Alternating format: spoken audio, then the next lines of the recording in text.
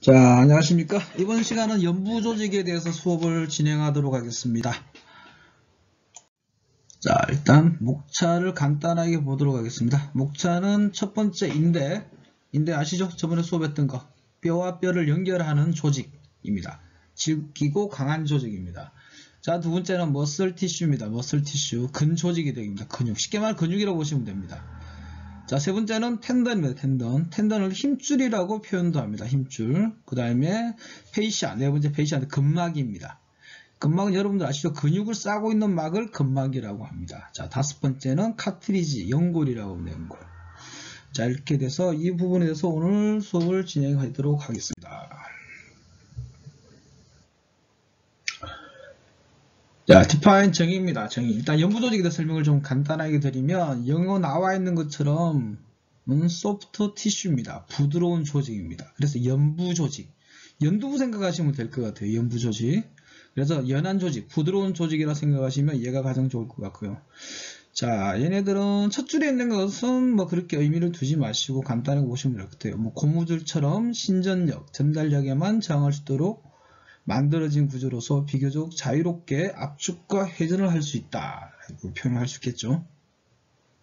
자, 여기서 중요한 것은 세 번째입니다. 자, 강도 순서인데 위에 잠깐 볼까요?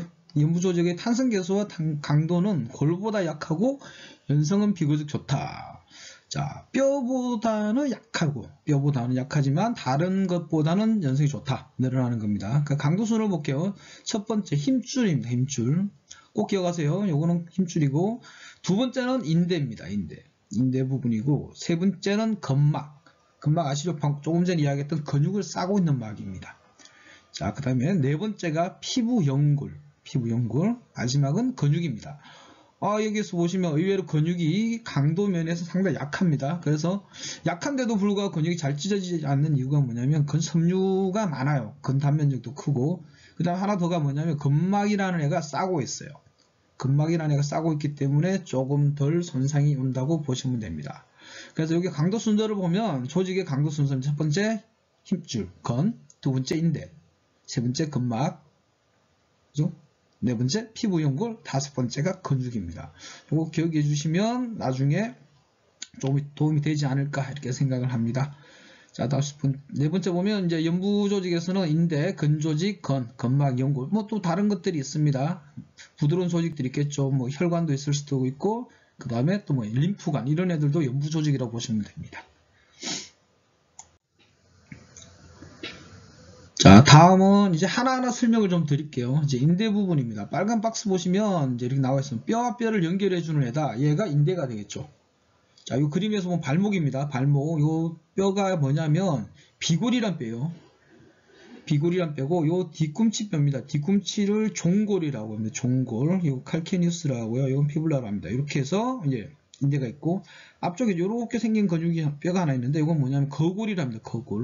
거골이고, 예, 마찬가지로 비골이고요. 그래서 거골하고 비골간 요 인대가 있죠. 이거 보면 약간 손상이 좀 나와 있습니다. 파열된 그 정도를 보여준 건데, 일단 이렇게 아시면 될 것 같고요. 자, 간단하게 보시면 이래요. 관절의 활액낭의 내부나 외부에 띠를 형성하는데 이게 어떤 색이냐? 백색을 띠고 있어요. 백색의 결합 조직을 가지고 있습니다. 어떤 성질을 가지고 있냐면 질기고 잘 늘어나지 않고 딱딱하다. 그죠? 그래야지 버텨주겠죠. 그래서 뼈에 구조적 안정화를 줄 수 있는 그런 조직이라고 설명드릴 수가 있겠습니다. 요 마지막 거 보시면 운동 영역의 한계에 도달하면 팽팽해져서 운동을 제한하지만 장시간 이 긴장이 계속되면 통증이 유발될 수 있다. 통증이 유발된다는 말은 어떤 현상일까요? 그러면 조직에 손상이 일어날 수가 있겠죠. 저 왼쪽 그림을 보시면 무릎이 십자인데 여기 보면 약하게 이렇게 실체로 나와 있죠. 이게 뭐냐면 인대 조직이 손상됩니다. 파열되었다고 보실 수가 있겠죠. 부분 파열입니다. 부분 파열. 그래서 이렇게 미세하게 무수히 많은 압력이 가해지고 이제 부하가 가해지면 상당히 많은 부분이 파열될 수가 있을 겁니다. 자, 두 번째는 근조직입니다. 머슬 티슈가 되겠죠. 자, 이거는 근조직 볼게요. 근육이 체중에서 45에서 60%를 차지합니다. 좀 생각이 많이 차지하죠. 여기서 말하는 45에서 60%는 골격근이 있고요. 또 뭐가 있을까요? 앞서서 이야기했던 심근, 그 다음에 내장근. 이 세 가지 합쳐서 근 조직을 형성한다고 보시면 됩니다. 섬유성 결합 조직에 의해서 지지되고 그 다음에 근섬유로 구성되어 있죠. 자, 근육 기능을 볼게요.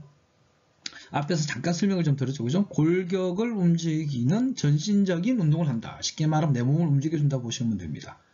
두 번째는 호흡 운동. 그죠? 심장 박동, 심근의 운동이 되겠죠. 심장 근육의 운동입니다. 자, 세 번째는 혈관이나 각종 성과 도관의 수축 운동. 어떻게 돼요? 우리가 혈액이 어떻게 돼요? 한 방향으로 가죠. 혈관 안에 이천판이 형성되어 있습니다. 그래서 수축을 해주면 한 방향으로 가게 되죠. 그런데 반대 방향으로 가면 어떤 현상이 생길까요? 당연히 터지겠죠. 그래서 혈액이 가는 방향은 한 방향이다 생각하시면 될 겁니다. 자, 역시 마찬가지로 네 번째는 내장의 연동 운동. 그죠? 움직여줘야 되겠죠? 장이. 그 다음에 나머지 기능들이 있습니다. 근육 체온 유지. 그 다음에 신체 운동, 자세 유지. 그 다음에 혈액 순환, 체열 생산, 음식물 이동. 이런 것들이 뭐다? 근육의 기능이라고 설명을 해줄 수 있겠습니다. 여러분들 생각했던 것보다 근육 기능이 많다고 생각할 수가 있겠죠. 그런데 실제 사람은 근육에 의해서 움직여집니다. 근육에 움직여져서 뼈의 움직임으로 해서 우리 몸이 움직여진다고 생각하시면 될 것 같아요. 자, 다음은 힘줄입니다. 텐던입니다. 텐던. 의외로 인대 부분하고 힘줄 부분을 조금 혼돈하는 친구들이 많은 것 같아요. 그래서 이번 시간에 좀 정리를 완전히 해주시는 게 좋을 것 같습니다. 자, 요 왼쪽 그림 볼게요. 요 바이셉 머슬이 되죠. 이거는 상완 이두근입니다. 근데 요 밑에 보면 바이셉 텐던이라고 되어 있죠. 뭘까요? 이건 상완 이두 힘줄.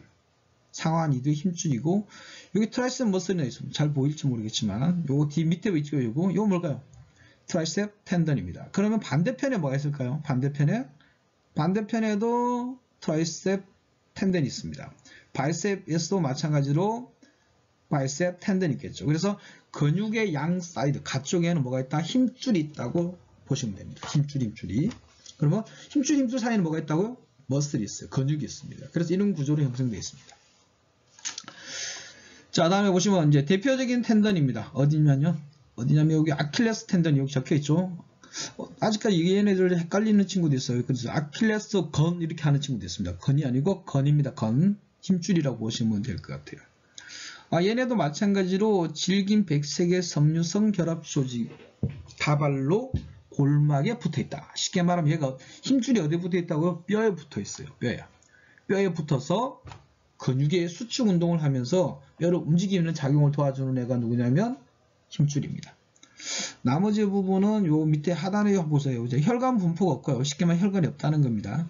자, 근막이 움직이는 부분, 특히 손목과 발목은 염증이 많이 발생한다. 그래서 어떻게 해요?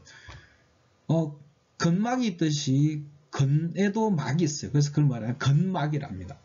그리고 골을 싸고 있는 막을 말하냐면 골막이라고 해요. 그래서 각각의 막에 의해서 움직여진다고 생각하시면 됩니다.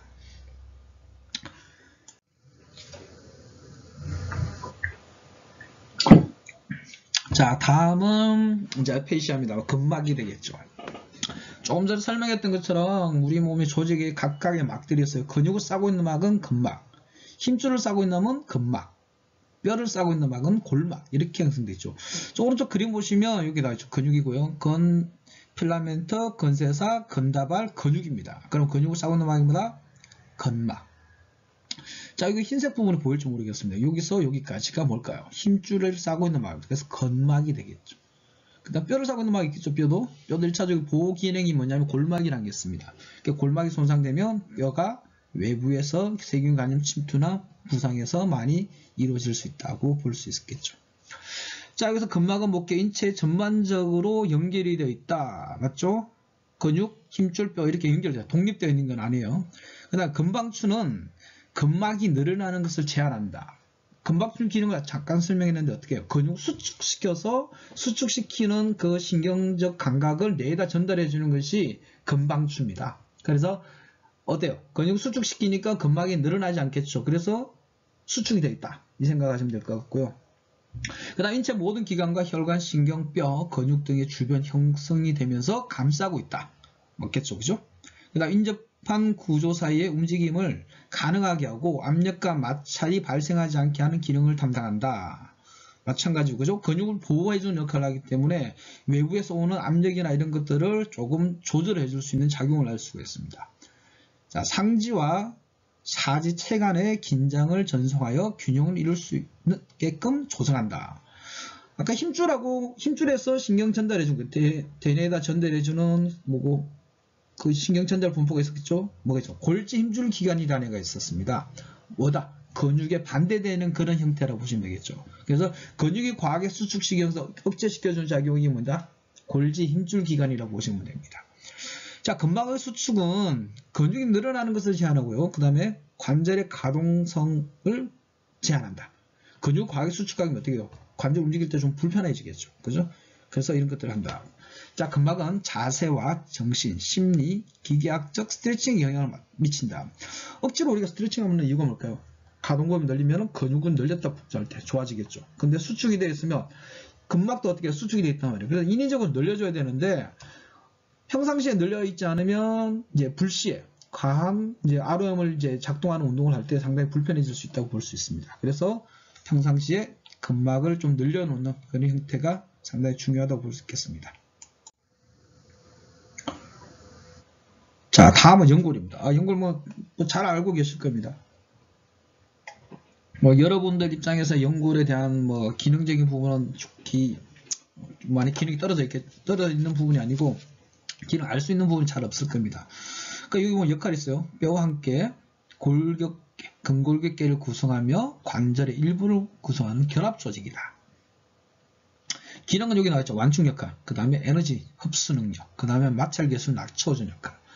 대표적인 연골이 무릎에 있습니다. 이 무릎에 있는 반월상 연골판이라는 애가 있어요. 근데 우리가 서가 있을 때 딱 이제 차렷 자세로 서 있을 때는 어떻게 하냐면 상완골의 하부 쪽에 있는 대퇴골 하부 쪽에 있는 그 연골이 반월상 연골을 찝어요. 압력을 가하게 됩니다. 압력을 가해서 손상을 유발시킬 수가 있겠죠. 그래서 가만히 있는 자세는 뭐 안 좋다. 연골의 안정성에 상당한 불편한 영향을 준다라고 생각하시면 될 겁니다. 그래서 여러분들은 지금 의지와 상관없이 평생 이 연골이 손상될 수가 있을 겁니다. 그래서 여러분 의지와 상관없이 다치는 인체 조직들이 몇 군데가 있어요. 그 대표적인 데가 첫 번째가 연골, 무릎. 두 번째가 어딜까요? 두 번째는 어디? 어깨입니다. 어깨 여러분 의지와 상관없이 다칩니다. 마지막 한 군데가 있어요. 발목이 있어요. 발목. 발목 부분은 여러분이 꼭 다칠 수밖에 없다라고 생각하시면 이해가 빠를 겁니다. 자, 이제 볼게요. 이제 인대와 근 손상 넘어가도록 하겠습니다. 인대와 근 손상. 말 그대로 손상 부분입니다. 조금 전까지는 이제 정의적인 부분, 내용적인 부분을 익혔다 하면 이제 다치는 그 정도를 설명을 좀 드릴게요. 자, 손상 정도에 따라 구분할 수 있다. 보시면 왼쪽 그림 보시면 위에 뼈가 대퇴골입니다. 대퇴골이고 아래쪽은 경골하고 비골인데 기준을 보면 오른쪽 다리라고 볼게요. 오른쪽 다리라고 보는데 대퇴골, 상체는 오른쪽으로 하체는 왼쪽으로 가게 되면 전방 십자인대가 파열이 됩니다. 쉽게 말하면 자, 대퇴골 다리가 이렇게 바깥쪽으로 돌아와요. 바깥쪽 돌아가고 안쪽에 있는 이 비골뼈, 바깥쪽 복숭아뼈 있는 애가 안쪽으로 돌아와. 이렇게 되면 얘가 ACL이단 말이에요. Anterior Cruciate Ligament라는 전방 십자인대입니다. 얘가 파열이 돼요. 그러면 PCL이 파열된다. 후방 십자인대가 파열되면 어떻게 될까요? 얘는 반대로 돌아야 되겠죠. 이거 치고 다시 그려볼까요? 자, 얘가 이렇게 돌아야 돼요. 이렇게 돌아야 되고, 얘는 어떻게 이렇게 가야 되겠죠. 이렇게 되면 후방 십자인대가 파열돼요. 무슨 말인지 이해되시죠? 그래서 일단 이렇게 파열된다 정도를 이제 어떤 형태가 되면 파열되는 기전을 설명드리고요. 발목은 어떻게 돼요? 우리가 보통 내전이 됩니다. 내전 안쪽으로 삐게 되죠. 안쪽으로 삐게 되면 가장 압력이 많이 높아지는 부위가 어디냐면 여기에 있는 인대입니다. 쉽게 말하면 거골하고 비골간인데 겁인대라는 게 있어요. 얘가 하나 다치고 하나 더 있습니다. 이 뒤꿈치 뼈가 있는데 우리 이 뼈를 종골이라면 종골하고 비골인데 이걸 종비인대래요. 통상적으로 얘네 둘이가 가장 많이 다칩니다. 그래서 여러분들 발목 삐게 되면 얘 둘이가 다쳐 있어. 근데 여러분들 다쳤죠? 발목 뼈 봤을 겁니다. 그러면 어디가 다쳤다고요? 이게 정겁인대랑 종비인대가 다쳐. 무슨 말인지 알겠습니까? 그래서 얘네들이 다치게 되는데 삔데 또 삐죠. 왜 그럴까요? 왜? 손상이 나와서 헐거워져서 그래요. 한번 파열된 부분이 있기 때문에 재차, 2차, 3차 하다 보면 계속 파열이 되겠죠. 그러면 발목 수술을 언제 합니까? 라고 물어봐요. 그럼 언제 할까요? 언제 하냐면 손상률이 원 조직의 3분의 1이 손상이 되었을 때 수술을 요합니다. 그럼 무슨 말이겠죠? 100이라면 30% 정도가 파열이 되면 수술을 요할 수 있다 라고 생각하시면 될 것 같습니다. 자, 다음은 텐던 부분입니다. 텐던인데 숄더 부분입니다. 숄더 어깨 부분이고 여기는 좀 발목이 되겠죠. 아킬레스 텐던입니다. 대표적인 케이스가 되겠죠. 여기 보면 바이셉 머슬 텐던 돼 있죠. 아까 여기 말했던 거 그죠? 여기는 서브스카플레리스 머슬 텐던. 이건 극상근의 힘줄 부분. 자, 이거는 뭡니까? 여기도 마찬가지 되겠죠. 그죠? 여기는 똑같이 됩니다. 아, 이건 슈퍼라슈피네스투스고 여기 서브스카플라리스 텐던입니다. 제가 말을 잘못했네요. 자, 그래서 이런 부분 힘줄들 손상이 많이 옵니다. 여기 회전근개죠. 얘들은 회전근개인데 요거는 팔입니다. 상완 이두의 힘줄입니다. 그러면 얘가 왜 있냐? 이 두 힘줄의 손상에 의해서 손상이 되었을 때 기능을 도와주는 애가 누구냐면 여기 바이셉 텐더입니다. 그래서 상완 이두. 여러분 알통 튀우는 거죠? 상당히 중요합니다.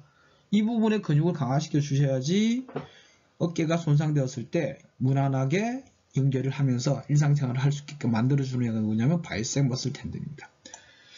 자, 그럼 이해가 되시겠죠? 이거는 아킬레스 텐던 조금 전에 이야기했던 것 같아요. 자, 이런 식으로 파열되죠. 자, 지우도록 하겠습니다. 자, 이 그림은 꼭 한번 기억해 두시면 좋을 것 같아요. 자, 근의 손상 원인입니다. 이야기할 필요는 없겠죠. 이야기할 필요는 건 뭐냐? 외상입니다. 외상. 외상이 하나 있고요. 그 다음 자발적인 거. 자발적이다기보다는 이제 노화라고 볼 수가 있을 겁니다. 노화. 그죠? 이제 외상은 아무래도 사고 났을 때, 사고겠죠. 근육 수축이 갑작스럽게 되었을 때. 그 다음에 손상도 일어날 수 있고. 자, 자발적인 거는 변성이 일어납니다. 그 힘줄이 약화될 때. 힘줄이 약화돼서 생기는 경우도 있고요. 예를 들어 상완이두의 장두, 극상근, 장무지신근 이런 애들의 힘줄은 당연히 약화될 수밖에 없다 라고 볼 수가 있겠죠. 그래서 여러분들도 이것은 생각해 보셔야 될 것 같아요. 왜냐하면 아까 제가 좀 그랬죠. 여러분들 의지하고 상관없이 평생 살면서 다칠 수밖에 없는 부위가 어디다? 어깨. 무조건 다칩니다. 그래서 지금 건강할 때 충분히 트레이닝을 잘 해두시면 나중에 나이 들어 사용할 때 그렇게 무리가 좀 덜 따르지 않을까라고 생각합니다. 치료 방법은 여기 세 가지가 되어 있는데 결정적인 건 없어요. 일단 닫혀 있는 상태에서는 세 가지 모두 다 하면 안 되는 운동입니다. 안정을 체중 요포치를 줬고요. 나머지 부분은 마사지나 운동치료. 최근에 운동치료들은 상당히 많이 부각이 많이 되고 있습니다. 이런 부분도 시간이 되면 나중에 실습으로 한번 보여드릴 수 있도록 하겠습니다. 자, 일단 오늘은 여기까지 수업을 마무리하도록 하겠습니다. 자, 수고들 많으셨습니다.